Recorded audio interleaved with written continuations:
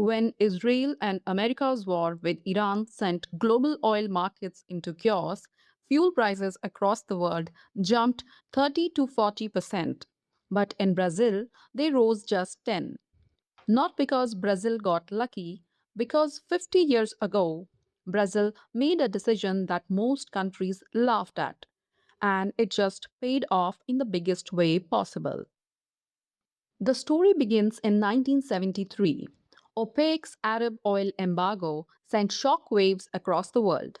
Brazil was importing 80% of its fuel, and the economy was being strangled. So, Brazil's military government made a radical bet. Instead of scrambling for more oil, they turned to what Brazil had in abundance: sugarcane. In 1975, they launched Cool, a national program to produce ethanol from sugarcane and blend it into petrol. Ethanol is simply an alcohol produced by fermenting plant sugars, and it can power car engines just like petrol. Within a decade, 96% of new cars sold in Brazil ran on it. Today, Brazil has built the world's most sophisticated biofuels industry, and it runs on two tracks simultaneously. Track 1, ethanol from sugarcane. Brazil is the world's second largest producer with 37.1 billion liters sold in 2025 alone. Three quarters of Brazil's light vehicles carry flex fuel technology, meaning drivers can fill up with anything from pure petrol to pure ethanol, depending on which is cheaper that day. That is an economic buffer most countries simply do not have.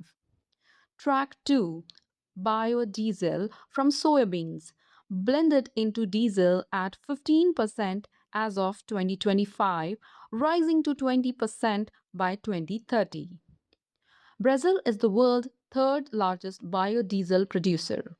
Blending mandates government rules requiring fuel suppliers to mix a minimum percentage of biofuels into conventional fuel, ensure consistent demand regardless of oil prices. This creates a floor that keeps the industry stable even in the calm markets, and a ceiling on pain when oil spikes.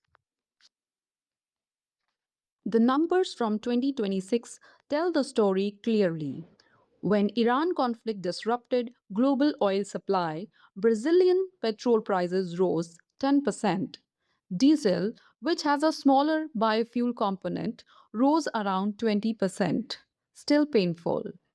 But compare that to the 30 to 40% jumps hitting American and European drivers, and the value of 50 years of investment becomes undeniable.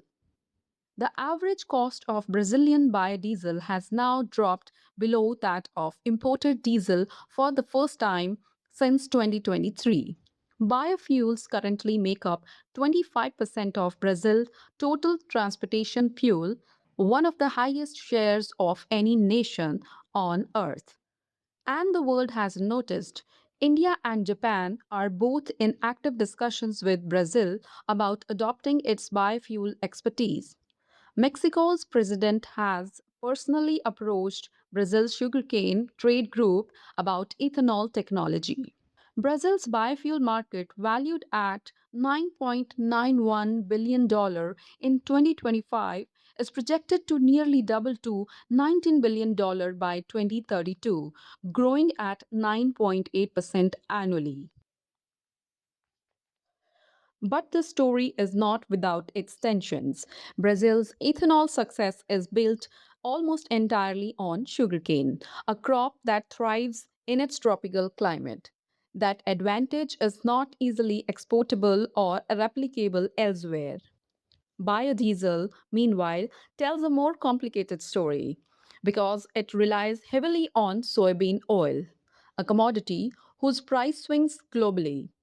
High fertilizer cost can squeeze producers just when energy security demands they produce more.